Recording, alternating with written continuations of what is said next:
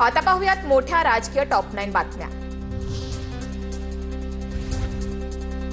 आम्ही सोबत आहोत आणि मविया किती स्ट्रॉंग आहे हे दाखवण्यासाठी त्यांचा राजकीय स्टंट आहे। संजय शिरसाट यांनी सत्याचा मोर्चाला स्टंटबाजी म्हणत डिवचलं।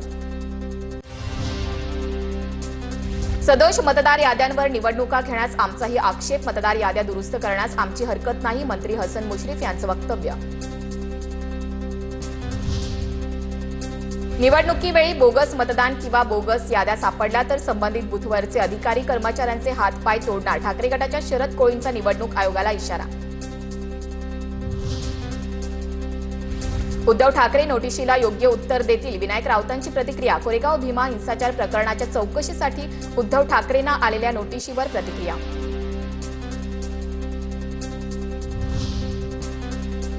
अजित पवारच महाराष्ट्र ऑलिम्पिक असोसिएशनचे अध्यक्ष होणार, फडणवीसांच्या मध्यस्थीनंतर निर्णय। मुरलीधर मोहोळ यांनी विरोधात अर्ज दाखल केला होता।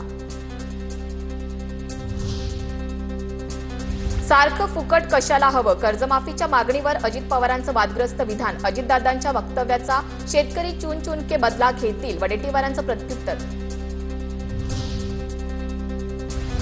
शेतकरी कर्जमाफीला अजित पवारांचं समर्थन, मात्र कर्जमाफी करताना निकष ठरले पाहिजेत, बावनकुळेंची प्रतिक्रिया। स्थानिक स्वराज्य संस्थांच्या निवडणुकीत तिसरं अपत्य लपवणाऱ्याला चाप बसणार, कायद्याचं उल्लंघन होत असल्यानं राज्याचे मुख्य माहिती आयुक्त राहुल पांडेंच्या सूचना। फलटण महिला डॉक्टर आत्महत्या प्रकरणात एसआयटी तपास करणार, महिला आयपीएस तेजस्वी सातपुते यांच्या नेतृत्वात एसआयटी स्थापन, तत्काळ तपास सुरू करण्याचे आदेश।